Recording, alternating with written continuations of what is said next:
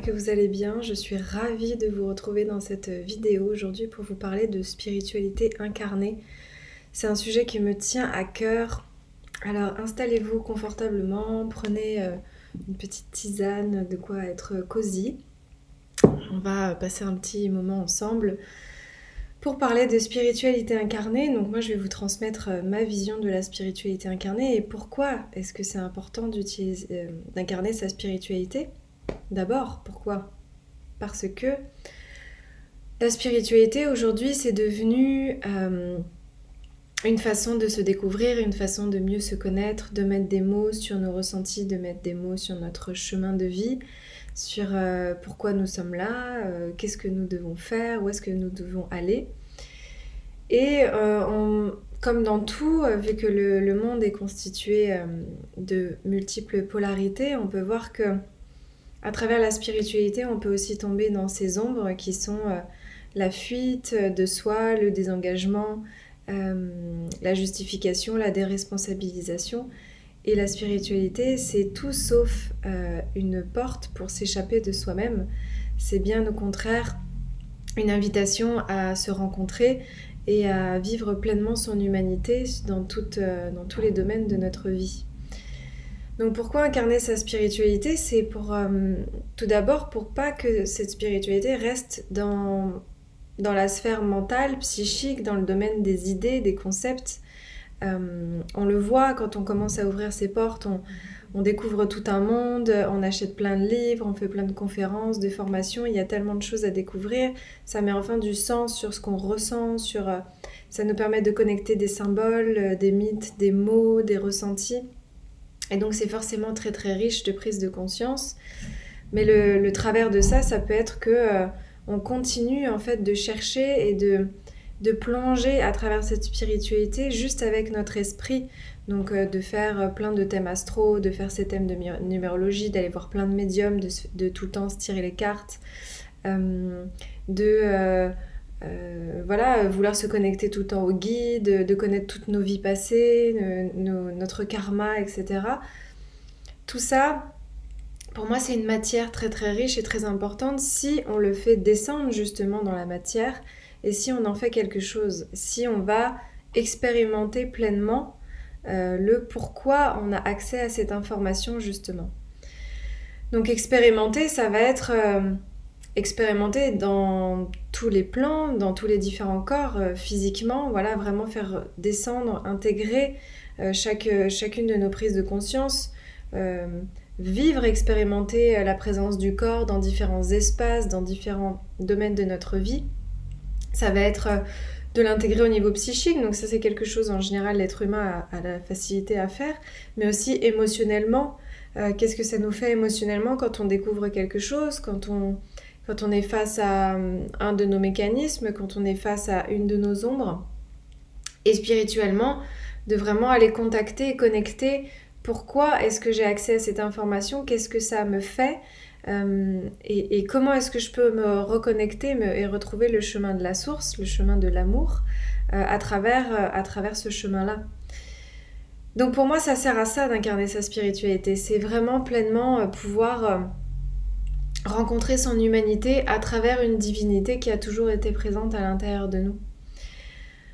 Donc ce que j'avais envie déjà de vous poser, et ce que je trouve intéressant, c'est on peut avoir 4 niveaux de conscience dans notre incarnation. Donc ces 4 niveaux de conscience, le premier c'est la victimisation. Chercher des responsables et des coupables à l'extérieur, croire que le monde est contre nous, qu'on n'est pas chanceux, qu'il y a toujours des bonnes raisons pour que le sort s'acharne sur nous. Là, on est au stade de la victimisation, c'est-à-dire on est séparé de l'extérieur, on est séparé des autres, on est dans la dualité où tout ce qui est extérieur à nous n'est pas nous, et donc tout ce qui est extérieur à nous peut être potentiellement contre nous. Donc ça, c'est le premier niveau de conscience, et très longtemps, j'ai été dedans, et il y a encore beaucoup, beaucoup de monde qui est dans ce niveau de conscience, et c'est ok. Le deuxième niveau de conscience, c'est l'éveil. C'est prendre conscience que justement, il y a autre chose, que finalement, est-ce que on ne pourrait pas avoir accès à d'autres informations, à l'intuition, au plan subtil, la capacité à méditer, prendre conscience des chakras, prendre conscience de tout ce qui est les planètes, la Terre, les éléments.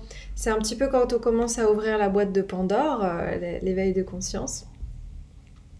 Et le troisième niveau, c'est le niveau du créateur. C'est-à-dire, une fois que j'ai pris conscience de toutes ces choses-là, je me rends compte que je suis créatrice de ma vie, je suis créateur de ma vie à travers la loi de l'attraction, à travers toutes ces choses-là, et que j'ai la capacité de modifier ma réalité à travers mes croyances, à travers ce que je vibre profondément, ce que j'attire à moi, que j'ai la capacité de manifester des choses à travers mes intentions, à travers tout ce que je crois, tout ce que je décide de vibrer en fait à l'intérieur, je comprends que ça se manifeste à l'extérieur. Donc ça, c'est le stade du créateur.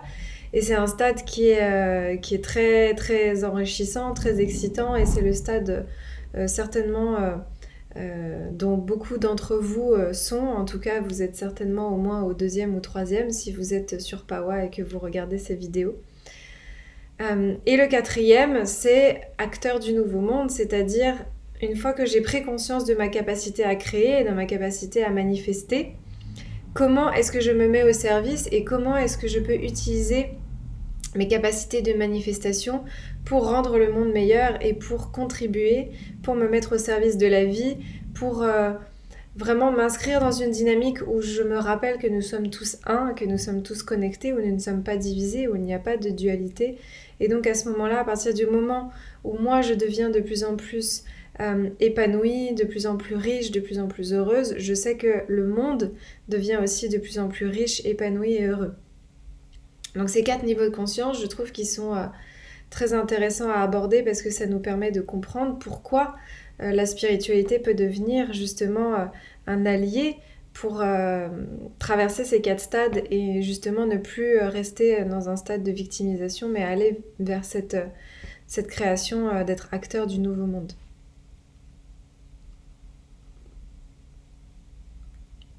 Cette vidéo est sponsorisée par le chocolat. Le chocolat chaud. Alors pourquoi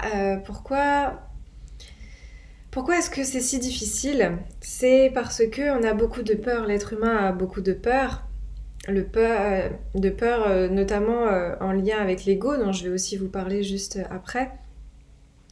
Mais d'abord, pourquoi est-ce que la peur c'est quelque chose quand même de bénéfique ? Parce que la peur, elle nous montre le chemin, elle nous montre les zones qui n'ont pas été explorées, les zones d'inconnu, parce que l'être humain a peur de tout ce qu'il ne connaît pas. C'est bien pour ça que on a un ego, c'est que cet ego nous permet de comprendre que tout ce qui n'a pas été encore expérimenté est inconnu et donc potentiellement dangereux. Donc pourquoi aimer la peur ? Parce qu'elle nous montre le chemin. Si j'ai peur de me mettre en contact avec les autres, si j'ai peur de danser devant les gens, si j'ai peur d'ouvrir mon cœur, si j'ai peur de partir seule, faire quelque chose, etc., c'est que la clé se trouve certainement ici. Parce que notre âme s'est incarnée avec le seul désir de grandir et d'évoluer. Donc pourquoi est-ce que la peur c'est un grand terreau fertile ? C'est parce que justement elle nous montre les zones qui sont inexplorées et qui nous permettent de faire cette évolution-là. C'est un immense espace de travail sur soi. On cherche, on lit des multitudes de livres de développement personnel, de spiritualité, etc. à chercher le bonheur, à chercher comment aller mieux, etc. Mais juste observons nos peurs. Il y a un travail à faire pendant des années sur les peurs qu'on possède, qui sont des peurs très enfouies parfois, très inconscientes, des peurs qu'on ne porte même pas. Qui n'ont même pas été créés par nous-mêmes, mais qu'on a récupérés de nos lignées, de notre karma, etc.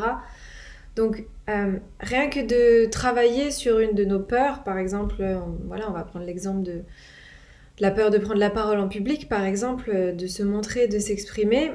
Rien qu'avec cette peur-là, il y a tellement de matière à explorer, tellement de challenges, tellement de petits pas à mettre en place, tellement de sorties de zone de confort. Et c'est ça que cherche notre âme, c'est ça que cherche pleinement notre divinité, c'est s'incarner dans cette humanité et grandir. Parce que au-delà des peurs, lorsqu'on enlève les couches de peur, les couches de croyances, les couches de barrières, de cristallisation et tout ce qui a été figé, il il reste que l'amour. Il reste que l'amour et la lumière. Et notre profonde aspiration, c'est ça. Donc, la peur, c'est très intéressant. Et ce qui est aussi intéressant à prendre en compte, c'est que dans 90% du temps, la peur, ce sont des projections. Ce sont des projections de notre esprit qui essaye d'envisager tous les scénarios possibles, basés sur ce qu'il a connu ou ce qu'on lui a raconté, en se disant, voilà, typiquement on prend l'exemple de partir seul en voyage. J'ai envie de partir seule en voyage, mais j'ai très très peur parce qu'il pourrait m'arriver quelque chose, et si jamais je perds mon téléphone, et si jamais je suis seule, et si jamais je rencontre quelqu'un de dangereux, etc. Mais en fait, d'où est-ce qu'elles viennent toutes ces peurs? Elles viennent de ce qu'on nous a raconté, de nos parents, de notre entourage qui est lui aussi complètement flippé, de ce qu'on a peut-être vu dans des films, de ce qu'on a lu dans des livres. Et donc en fait, nos peurs se construisent sur des croyances extérieures qui ne sont absolument pas intrinsèques à nos propres systèmes de valeurs. Donc on pourrait avoir une nature assez aventurière qui a envie de faire toutes ces choses-là, c'est-à-dire qu'on porte ça dans notre âme et dans notre essence, parce qu'on s'est incarné pour faire cette expérience-là, et on va être bloqué par toutes ces croyances extérieures, tout ce que nous font croire les gens, notre entourage. Et donc ce sont nos projections qui vont devenir nos plus grands ennemis, ce qui est quand même assez dommage. Donc la peur, c'est une grande alliée pour nous montrer le chemin, et ça nous permet aussi de rencontrer cet ego. Cet ego, moi je l'explique souvent comme un programme qui nous a été implanté à l'intérieur de nous, pour oublier qu'à la base on était des dieux, qu'on était des êtres divins, et qui nous permet de faire l'expérience de notre humanité. Parce que si on savait qu'on était des dieux et que de toute façon la vie est illimitée, que notre âme fait que se réincarner, que la mort ce n'est pas un enjeu, et bien justement il n'y aurait pas d'enjeu, et donc on ne pourrait pas faire le jeu de la vie, qui est d'essayer de se protéger, de se préserver, de préserver sa santé, d'avoir des relations harmonieuses, d'avoir un travail épanouissant, de traverser en fait toutes ces étapes de vie si on n'en avait rien à faire. Donc l'ego, il a ce rôle-là de nous rappeler que notre humanité est importante, même si on est des êtres divins à l'intérieur. Ce qui peut être un peu compliqué à comprendre parfois. Mais voilà, l'ego, c'est ça. Et donc l'ego, c'est un programme qui a été implémenté pour qu'on oublie qu'on était à la base des dieux. Et donc c'est comme un enfant qui redécouvre le monde à chaque fois. Et un enfant qui va s'identifier à tout ce qu'il rencontre, à tout ce qu'il expérimente. Donc l'enfant, il va faire une expérience pas agréable, il va traiter l'information en disant ça c'est pas agréable, j'en veux plus. Et donc il va accumuler tout un tas de croyances, de mécanismes, de modes de fonctionnement, de blessures, etc. qui vont construire en fait notre personnalité, parce que notre personnalité, c'est juste une joyeuse colocation avec plein de parts de nous, plein de parts de notre ego. Mais c'est pas véritablement qui on est, nous. Notre personnalité, c'est un personnage, c'est plein de personnages qu'on a créés justement pour jouer au jeu de la vie. Donc cet ego, il a construit un petit peu tout ça, et donc vu qu'il a tendance à s'identifier à tout ce qu'il voit autour de lui et qu'il n'a pas forcément toujours de prise de recul sur le fait qu'à la base c'était un dieu, il agit un petit peu comme un enfant qui a peur de mourir, un enfant qui a peur d'exister, un enfant qui a peur de manquer, un enfant qui a peur de ne pas être assez, de manquer d'amour, de manquer de sécurité, de ne pas avoir sa place. Donc c'est l'ego en fait qui se compare, qui a peur, c'est comme un enfant en fait qui veut garder tous ses jouets et qui veut construire sa sécurité, qui veut avoir ses parents qui l'aiment, etc. Un enfant anxieux, parce que si on lui enlève ça, qu'est-ce qui lui reste? Parce qu'il a oublié justement que c'était un dieu et qu'il avait la capacité à se connecter à l'amour à chaque instant. En tout cas, moi, c'est ma vision que j'ai de l'ego, et cet ego, c'est pour ça que c'est important de ne pas le laisser prendre toute la place, d'apprendre à le rencontrer, d'apprendre à avoir beaucoup d'amour pour lui, comme un enfant en fait, de l'accueillir, de dire « Ah oui, tu es inquiet, il n'y a pas de problème, on va s'occuper de cette problématique ensemble ». Mais pas de le rejeter, pas de le voir comme un ennemi, pas d'en faire un drame ou de faire quelque chose de lourd ou de grave. L'ego, il fait partie de nous, et c'est aussi C'est aussi ça qui nous permet de survivre, de prendre notre place, de rayonner, d'avoir plein de projets, d'avoir envie d'être reconnu, parce que c'est grâce à ça aussi qu'on fait l'expérience de notre humanité. Et donc c'est important dans une spiritualité incarnée justement de prendre l'ego comme un enfant qui aurait besoin d'être responsabilisé, qui aurait besoin d'être éduqué. Je donne aussi une autre image de l'ego que je trouve intéressante, peut-être qu'elle vous parlera. L'ego, c'est comme un dragon protecteur qui est là pour sortir les griffes et les crocs quand justement on a besoin d'être protégé, quand on a besoin de poser des limites, quand on a besoin de protéger notre vitalité, notre énergie, etc. Donc l'ego, c'est aussi un allié, c'est notre gardien, dragon protecteur. Et ce dragon, qu'est-ce qu'il protège ? Il protège notre cœur. Notre cœur, parce que c'est le cœur, le véritable espace de l'éveil, et c'est là où tout se passe, c'est là où on peut incarner pleinement notre divinité incarnée dans notre humanité. Et donc c'est important que le dragon protège ce cœur quand justement quelqu'un, par exemple, ne va pas nous respecter, ou va vouloir abuser de nous, ou va vouloir nous manipuler. Là, l'ego a le droit de se manifester, a le droit de sortir les griffes et de dire non, parce que ce qui est important de protéger, c'est l'amour et la lumière qu'on a à l'intérieur de nous. Donc si l'ego ne joue pas son rôle et ne sort pas assez les griffes, ne dit pas assez non, ne pose pas ses limites, ne reconnaît pas qu'il est important, alors qui va en pâtir ? Le cœur. Le cœur va se faire piétiner, le cœur va être abîmé au fil du temps. Donc le dragon, il doit protéger cet espace du cœur, mais en même temps, il ne doit pas être tout le temps là, dans plein d'espaces, quand il n'en a pas besoin. Donc c'est aussi dans cet espace, dans ces moments-là où il faut apprendre à lui dire « Je t'ai vu, on est en sécurité, tout va bien, je vais poser ma limite, mon cœur est en sécurité, je suis amour, je suis capable de rester dans une énergie où voilà, tout va bien. Tout va bien, tu peux aller rester tranquille. » Et donc on n'a pas tout le temps besoin d'être connecté à cet ego qui est tout le temps sur la défensive, qui va tout le temps attaquer, qui va tout le temps avoir besoin d'avoir raison, avoir besoin de prouver sa valeur, parce que ça c'est typiquement l'ego. Donc voilà, l'ego c'est important de le consulter et d'en prendre conscience, parce que dans une spiritualité incarnée, c'est un allié très très important qui nous permet vraiment de grandir, d'évoluer et d'être la meilleure version de nous-mêmes. Donc justement, ce cœur, c'est là où tout se passe, parce que c'est dans le cœur que se passe le véritable éveil. On croit que la spiritualité et l'éveil, c'est un petit peu comme tout ce qui pourrait se raconter avec les grands yogis ou Bouddha. Chacun a un petit peu sa vision de l'éveil, se dire peut-être que c'est un espace où plus rien ne nous atteint, où on est tout le temps dans la quiétude, dans le calme intérieur, où on est capable d'être dans la résilience totale, d'être constamment en paix. Mais il y a aussi une fausse image de cet éveil, c'est-à-dire que oui, c'est facile d'être dans l'éveil quand on médite toute la journée, quand on est dans sa grotte, quand on est dans des ashrams, quand on est isolé du reste du monde, parce que c'est aussi à travers ces espaces-là qu'on est en contact avec soi-même. Mais une fois qu'on a été en contact avec nous-mêmes et qu'on a observé un petit peu justement notre ego, nos peurs, nos ombres, l'idée c'est d'aller expérimenter ça dans la vraie vie et d'aller chercher à incarner cet éveil dans l'espace du cœur, parce que le divin, la lumière qu'on porte et ce qu'on cherche profondément, au fond, c'est l'amour. C'est l'amour dans tous les espaces de notre vie.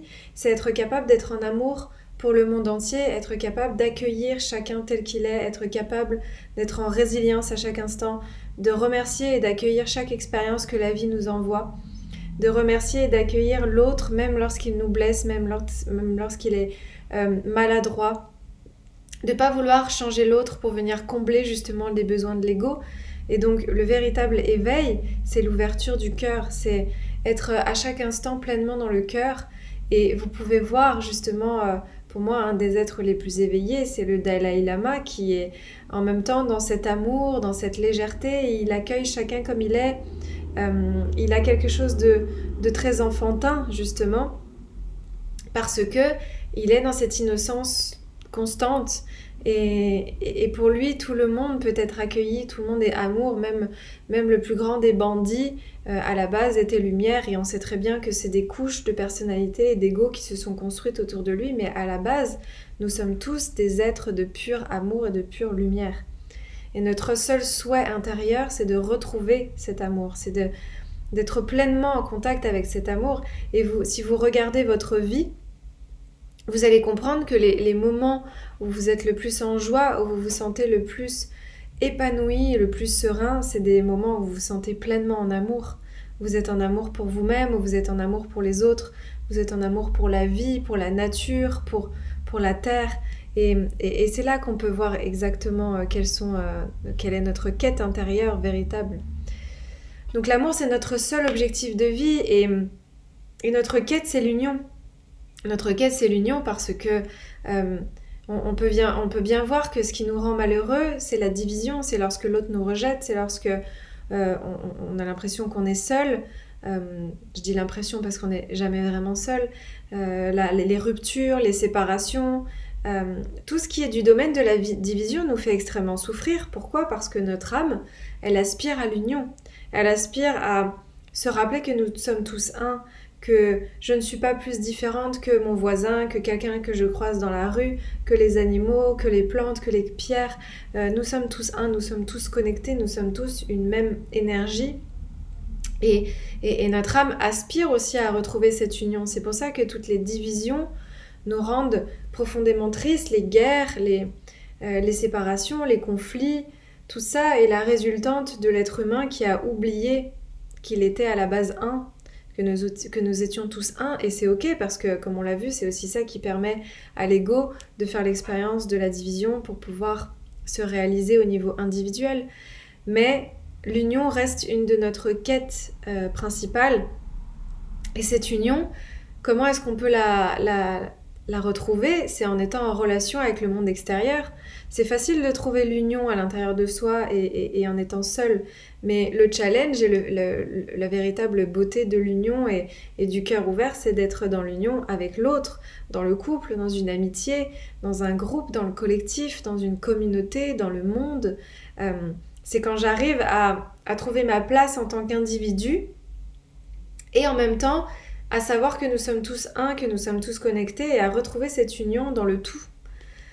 Donc ça, c'est aussi une de nos véritables quêtes et c'est pour ça que pour moi, l'éveil, ça passe à travers l'ouverture du cœur parce que on ne peut pas être pleinement heureux et on ne peut pas être pleinement éveillé et on va chercher un éveil constant toute notre vie. À partir du moment où le cœur est fermé, pour moi, c'est impossible. Ça va rester un éveil psychique, un éveil mental. Voilà, oui, on sera peut-être capable de voir les plans subtils, de voir les auras, de communiquer avec les esprits de la nature, avec les entités, etc. Mais quel est l'intérêt si on n'est pas pleinement incarné sur cette terre et qu'on ne fait pas l'expérience de cette connexion dans la relation à l'autre ? Parce que c'est dans cet espace-là qu'on va contacter le plus de joie et le plus d'amour. Donc le cœur sait, le cœur est sage, le cœur sait. Et c'est aussi à cette sagesse-là qu'on a envie de se connecter et qu'on peut se connecter.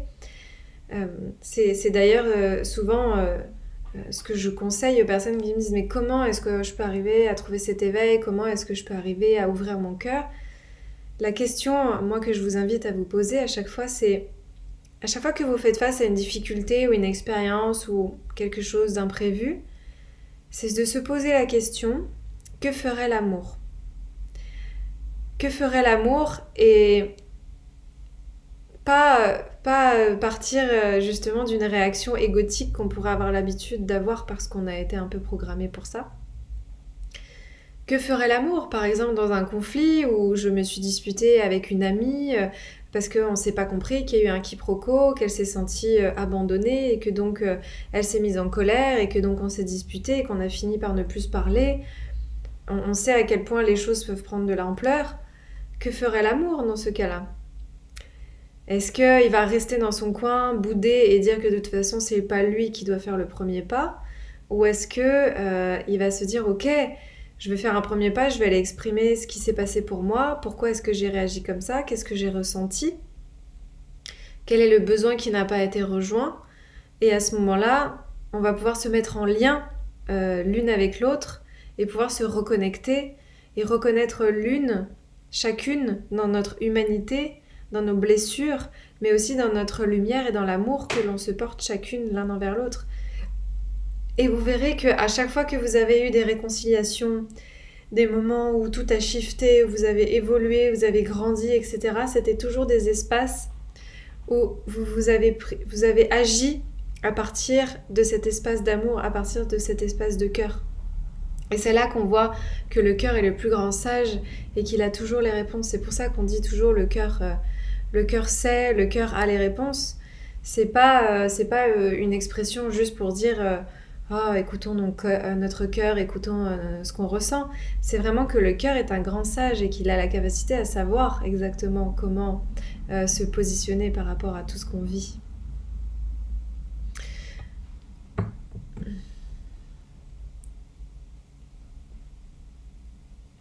Donc, si une spiritualité incarnée, c'est observer la peur, la reconnaître, accueillir l'ego et ouvrir véritablement son cœur pour atteindre cet espace d'éveil, au final, notre mission, qu'est-ce que c'est ? Parce que ça aussi, ça crée beaucoup d'angoisse et de stress dans le domaine du développement personnel et de la spiritualité. C'était un petit peu devenu à la mode, et même moi, je suis passée par là. C'est quoi ma mission de vie ? Qu'est-ce que je suis venue faire ? Et ça crée un espèce de stress où on finit par vraiment s'angoisser de passer à côté de notre mission de vie, alors qu'à la base, le développement personnel et spirituel, c'était quand même quelque chose pour venir nous apaiser et trouver une forme de quiétude à l'intérieur de nous. Donc, cette question de mission de vie, c'est quand même une source d'inquiétude. C'est pour ça que souvent, on va tirer des cartes, on va aller voir plein de médiums, on va demander des astrologues, etc.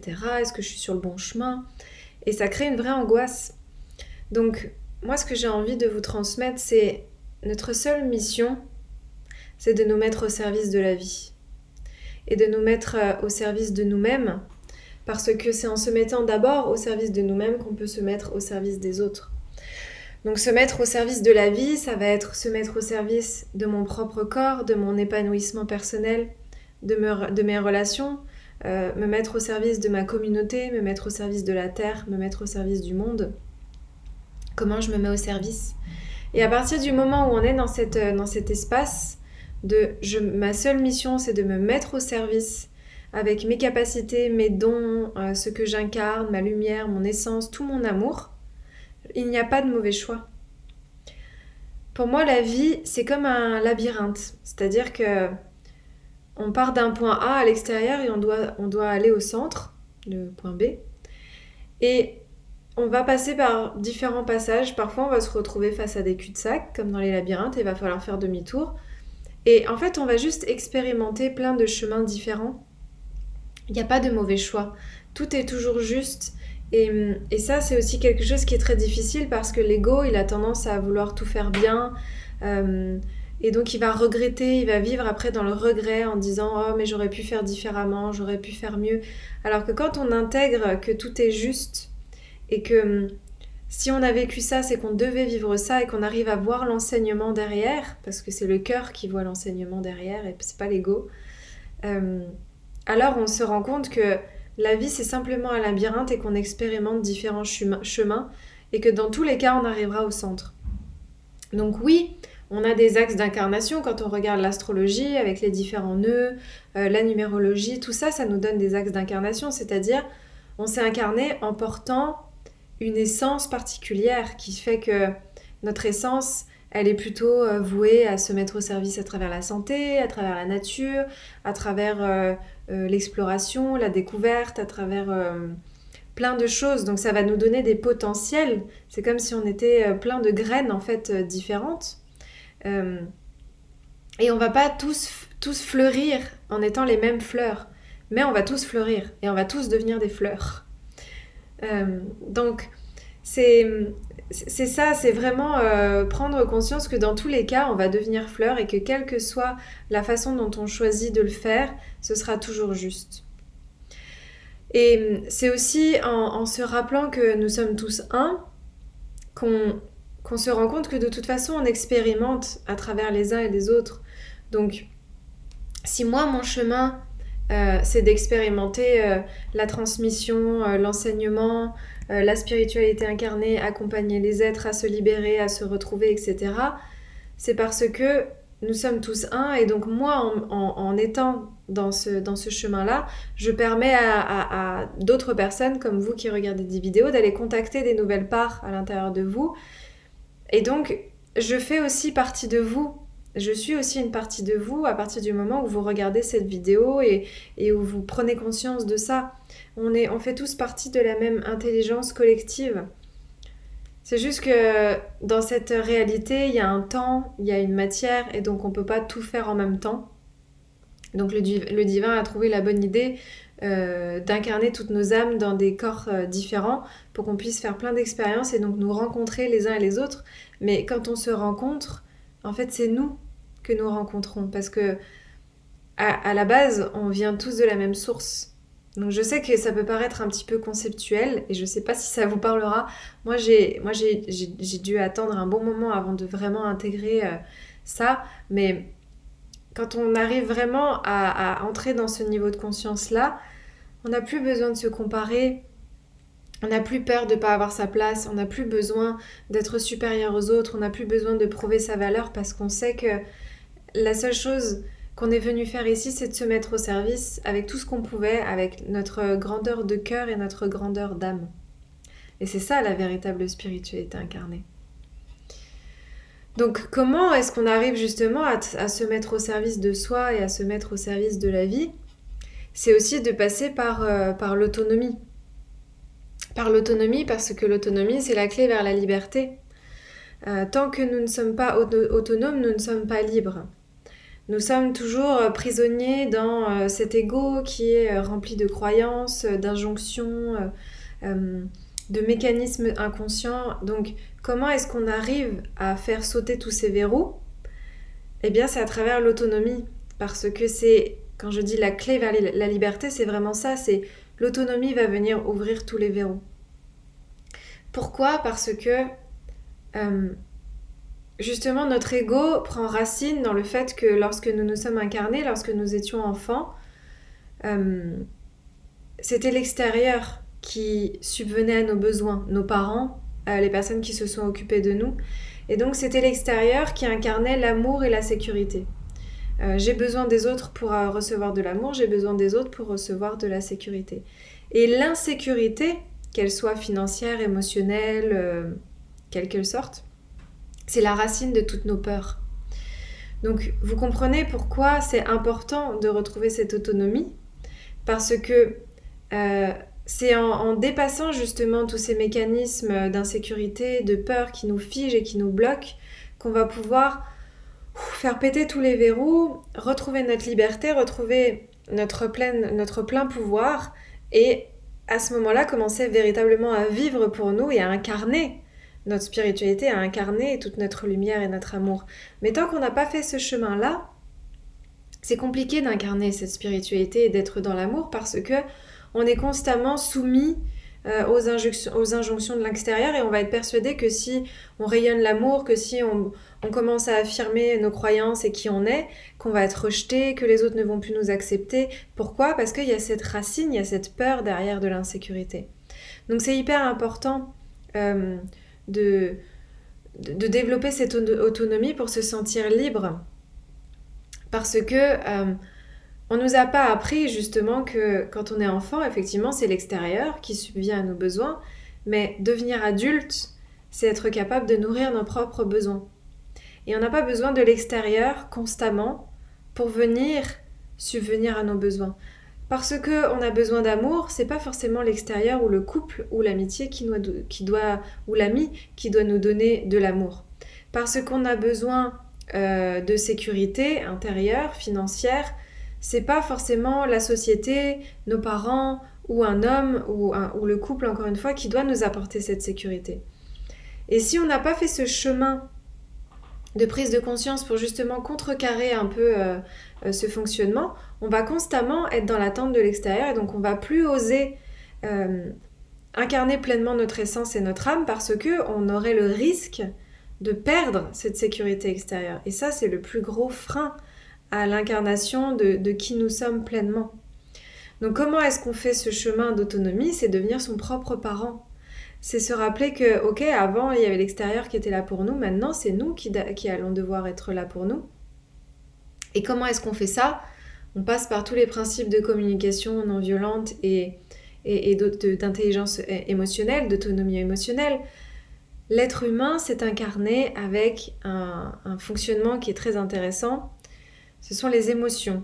On est traversé par 300 émotions par jour à peu près. Et ces émotions, c'est des guides, c'est des indicateurs qui nous montrent quels sont nos besoins. Et en fait, l'être humain a constamment des besoins. Le besoin, c'est un levier qui nous permet de nous mettre en action. Le besoin, c'est l'ego, justement, qui va nous rappeler qu'on a des besoins, parce que sinon, nous, on serait là en flottement total, tout irait bien. Et donc, va nous rappeler qu'on a des besoins. Donc, on va se réveiller le matin, on va avoir besoin d'aller aux toilettes, de boire, de manger, on va avoir besoin de s'étirer, on va avoir besoin de savoir ce qui se passe dans le monde, on va avoir besoin de se nourrir, on va avoir besoin de tendresse avec son compagnon, on va avoir besoin de joie, de légèreté, d'appeler des amis. Donc en fait, tout ce qui nous met en action, ce sont des besoins. C'est vraiment comme s'il y avait un rouage à l'intérieur de nous. Si on n'a pas de besoin, si on a besoin de rien, on fait rien. Donc le besoin d'épanouissement, le besoin de croissance, le besoin d'apprentissage, le besoin d'amour, le besoin de lumière, tout ça, c'est ça qui nous met en action. Et donc comment est-ce qu'on arrive à entendre le besoin? C'est l'émotion qui nous montre.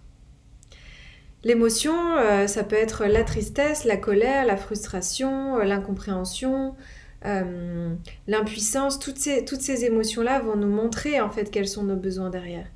Et donc, avant, les réflexes qu'on aurait pu avoir, c'est j'ai une émotion, je ne sais pas comment la gérer. Alors souvent, soit je ne sais pas comment la gérer, je ne veux pas la voir, je la mets dans une boîte. Ou alors, je vais la traverser, mais de façon un peu bancale. Je vais aussi demander à l'autre de venir faire pansement sur mes émotions, à l'autre, à la nourriture, à l'extérieur, à la société, aux achats compulsifs. Tout ça pour venir en fait bloquer les émotions que je ressens à l'intérieur de moi. Alors qu'en fait, ces émotions, ce sont des indicateurs. Et donc, être pleinement responsable, c'est apprendre à écouter ses besoins et à se nourrir pleinement par soi-même. Et à plus avoir besoin de l'extérieur pour le faire. C'est-à-dire, on va prendre un exemple, l'exemple le plus courant. J'ai besoin d'amour, j'ai besoin de tendresse, et je suis célibataire. Eh bien, c'est pas forcément la fin du monde. C'est-à-dire, comment est-ce que moi je peux m'apporter de l'amour et de la tendresse? Est-ce que ça va être de passer du temps avec des gens que j'aime, d'aller me faire masser, peut-être d'aller passer du temps avec des animaux, câliner des animaux, aller voir des enfants? Comment est-ce que je peux m'apporter cette tendresse et cet amour dont j'ai besoin sans que l'extérieur soit le référent obligatoire? Parce qu'à partir du moment où on calque ses besoins sur l'extérieur, on utilise les mauvaises stratégies et on rend l'extérieur responsable de notre bonheur. Et c'est d'ailleurs ce qui se passe en général dans le couple et c'est ce qui crée tous les problèmes. Parce que on va demander à l'autre de répondre à notre besoin de tendresse, de notre sécurité, de reconnaissance, de confiance, de respect, parce que on n'arrive pas à répondre à ses besoins avec nous-mêmes. C'est-à-dire que à l'extérieur, on va se faire piétiner, on va pas poser nos limites, on va pas du tout se faire respecter parce qu'on n'a pas appris à le faire et qu'on n'en est pas encore en mesure. Donc qu'est-ce qu'on va faire? On va demander au couple ou à nos amis de nous respecter, et s'ils ne nous respectent pas, on va se mettre en grosse colère et ça va créer des énormes problèmes. Alors qu'en fait, le besoin central, c'est justement d'arriver à établir ce respect dans tous les espaces de notre vie. Et donc ça va être d'abord de se respecter soi, donc de poser des limites, de savoir dire non, de protéger son territoire sacré, de s'écouter, d'être pleinement avec soi. Et une fois que ce respect il est posé à l'intérieur de soi, on va être capable naturellement de le recevoir de l'extérieur parce qu'on va le vibrer.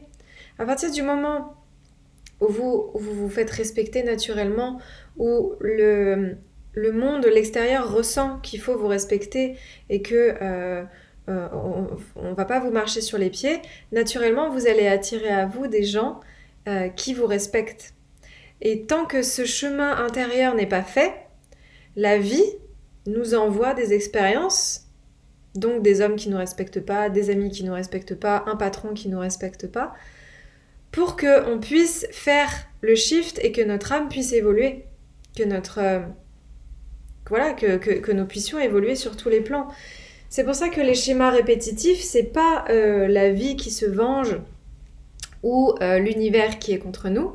C'est juste une porte qui s'ouvre pour qu'on puisse faire ce chemin d'expérimentation et changer notre mode de fonctionnement. Mais tant qu'on ne l'a pas fait, la vie, elle continue de nous envoyer ça.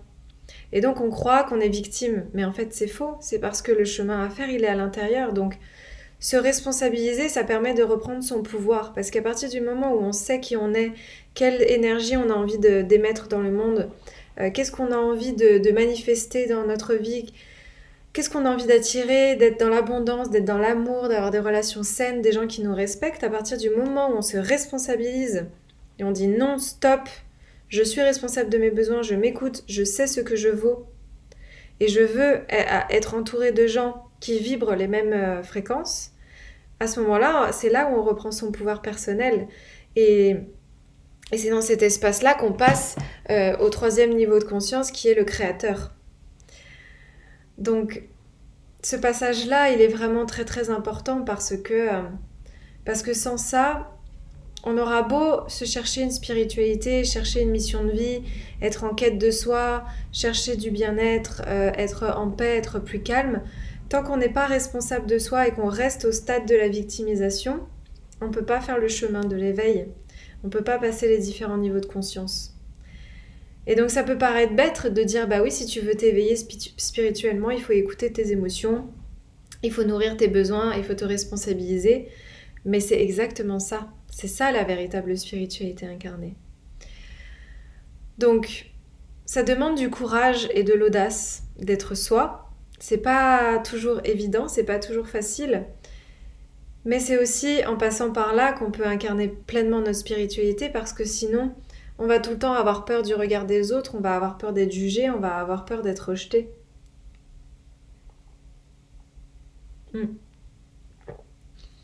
Et pourquoi c'est important d'avoir cette audace et le courage d'être soi? Parce que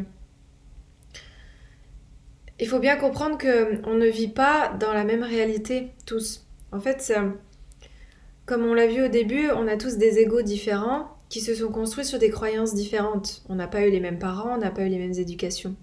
Donc le monde que nous voyons n'est pas le même que notre voisin ou des amis. C'est comme si on portait tous des lunettes de croyance. Et personne ne porte les mêmes lunettes de croyance que nous. Donc c'est très difficile d'arriver à se mettre d'accord sur une vision du monde, sur une vision de la vie, sur le fait que tout le monde va être d'accord sur un sujet parce que personne ne porte ces mêmes lunettes. Donc ça peut être énervant pour l'ego parce que l'ego il a besoin d'avoir raison, il a besoin que tout le monde ait le même avis que lui.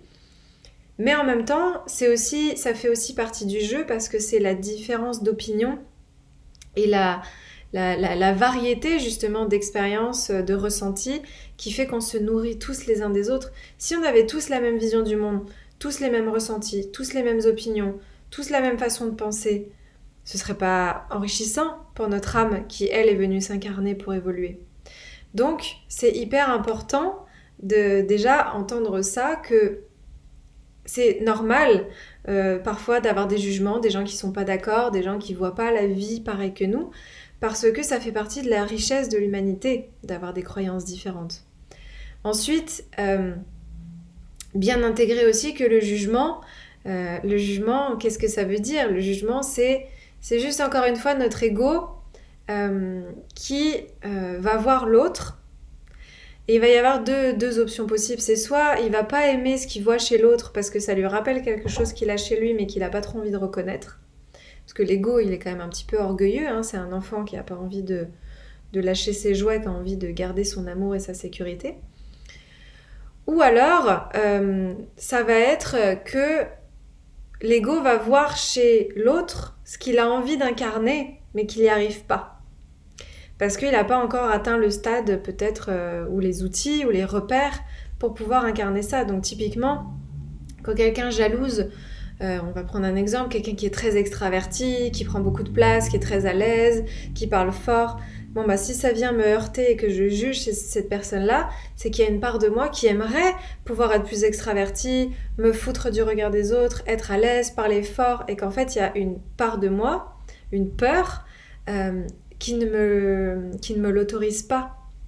Et donc, c'est comme s'il y avait une espèce de honte de l'ego, en fait, de voir chez l'autre ce que lui n'arrive pas à manifester. Et c'est là où c'est, encore une fois, hyper important que ce soit le cœur qui prenne le relais, et qui mette en place sa sagesse, parce que dans ces moments-là, il faut avoir énormément de compassion pour nous et d'amour, et de reconnaître que oui, on a envie d'incarner ça, mais qu'on n'en est pas encore là, qu'on a encore du chemin à faire, que peut-être on a encore besoin d'expérimenter des choses, d'avoir des outils, de vivre certaines expériences. Et de dire à l'ego, c'est ok, j'ai vu que tu avais envie d'incarner cette énergie-là, on va y aller, mais pour l'instant, patience, j'en suis là où j'en suis. Donc voilà, le jugement, pourquoi est-ce que je vous pose ça là? C'est parce que le jugement, c'est aussi très souvent un obstacle à cette spiritualité incarnée, un obstacle à l'épanouissement, parce qu'on se dit oui, mais si je rayonne, si je brille, si je prends ma place, si je suis heureuse, si je fais un travail qui me plaît, si je suis dans un couple qui me correspond, si j'ai la vie que j'ai envie de mener, les gens vont me juger. Mais c'est normal, et parce que la peur des autres, ce jugement des autres, c'est en fait juste comme un enfant, encore une fois, qui se dit « mais si elle ne pense plus comme moi, je vais être rejetée ». Donc l'extérieur a envie qu'on continue de penser comme lui, parce qu'en fait, lui a peur du rejet. Donc moi, j'ai peur du rejet en incarnant mon originalité, du coup, j'y vais pas, mais l'autre, lorsqu'il me juge, à partir du moment où moi, j'ose enfin affirmer mes couleurs, c'est parce que justement, lui, il a peur d'être rejeté, parce que il pense différemment de moi. Et donc il va se dire, si je n'adhère pas à sa façon de vivre, à son mode d'esprit, à sa nouvelle façon de fonctionner, etc., je vais être rejetée, et moi aussi je vais finir seule. Donc encore une fois, voir ça avec beaucoup d'amour et beaucoup de compassion et de bienveillance, ça nous permet de ne pas nous laisser enfermer par des choses qui pourraient nous enfermer. Donc la peur des autres, d'être rejeté, ne doit pas nous empêcher d'être nous, parce que c'est ça qui... ce serait bien trop triste. À force de ne pas vouloir être originaux et de ne pas se rejeter les uns les autres, personne ne serait unique et personne n'incarnerait son originalité, donc on serait tous des robots pareils. Donc c'est en osant sortir du lot, en osant sortir des cadres, qu'on est vraiment capable d'incarner ce qui est juste pour nous.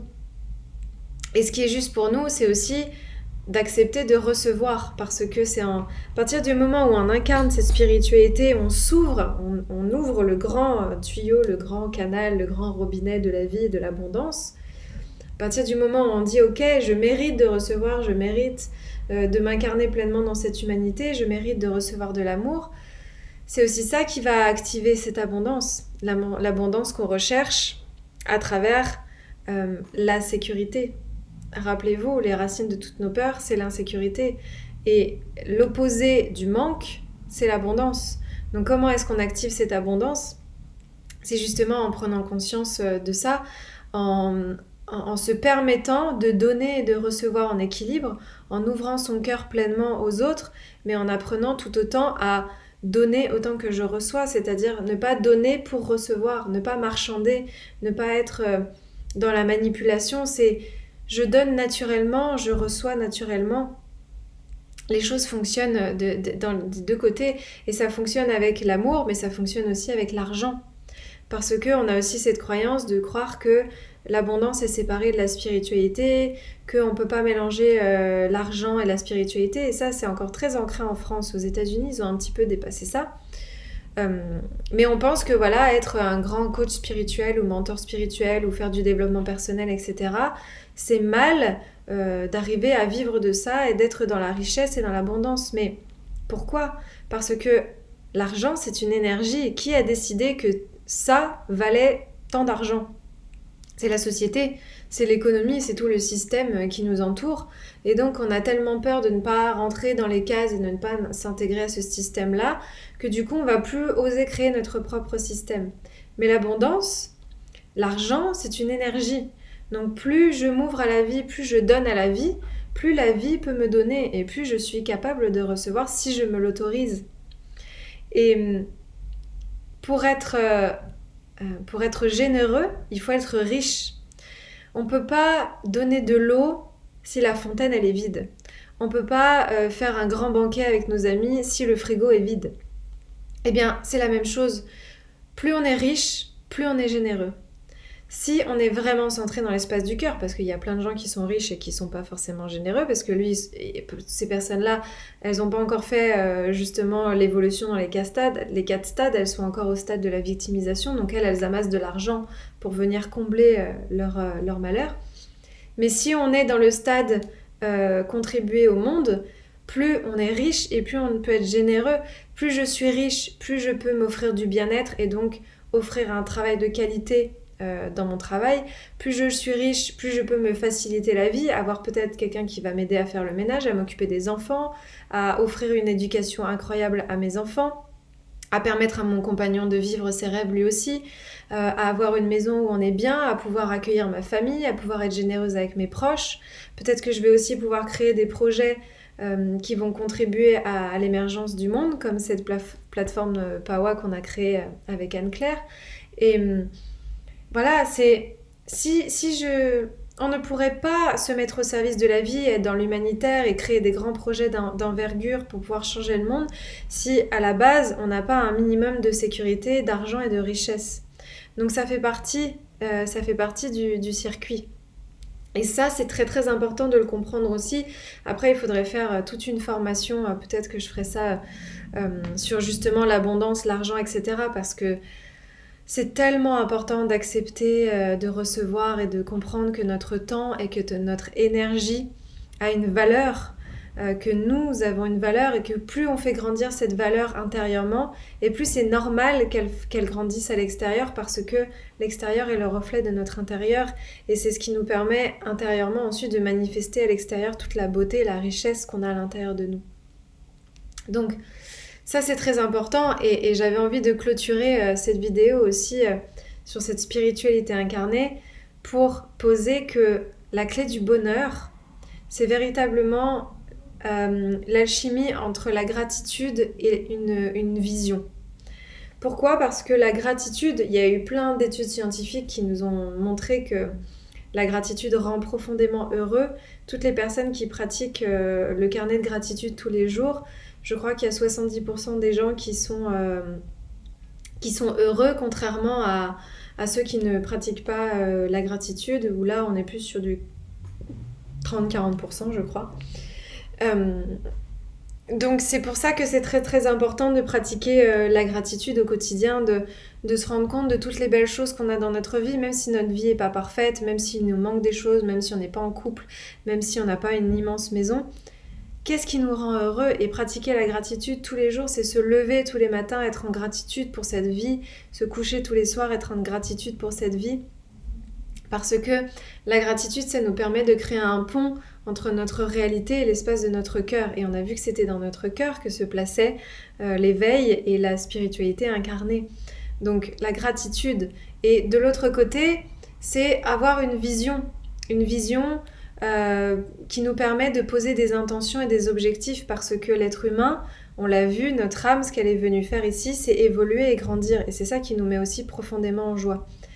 Donc, comment est-ce qu'on peut évoluer et grandir ? En plaçant des intentions, en posant des objectifs et en ayant une grande vision pour l'avenir, une grande vision pour le futur.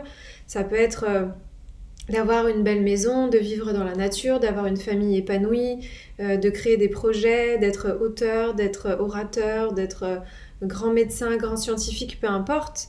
Mais de nourrir une vision, ça nous permet d'avoir des objectifs, ça nous permet de poser des intentions.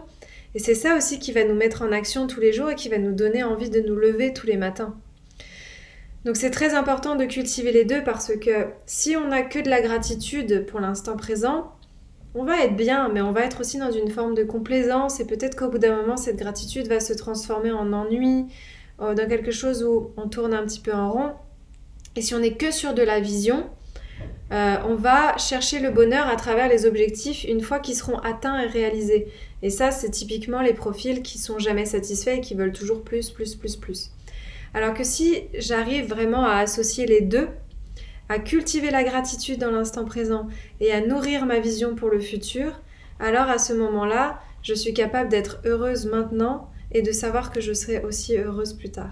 Et ça, c'est le plus grand épanouissement pour notre âme parce que notre âme, elle est heureuse à travers 3 choses essentielles, à travers les expériences qu'elle vit, vu que nous sommes incarnés pour vivre des expériences, à travers la croissance, le fait de grandir, d'apprendre, d'évoluer, et à travers la contribution. Comment je contribue au monde, vu que je suis venue aussi sur cette terre pour me mettre au service. Donc vous pouvez faire votre tableau de vision. Moi, c'est quelque chose que je fais beaucoup dans mes coachings et que je conseille à beaucoup de gens.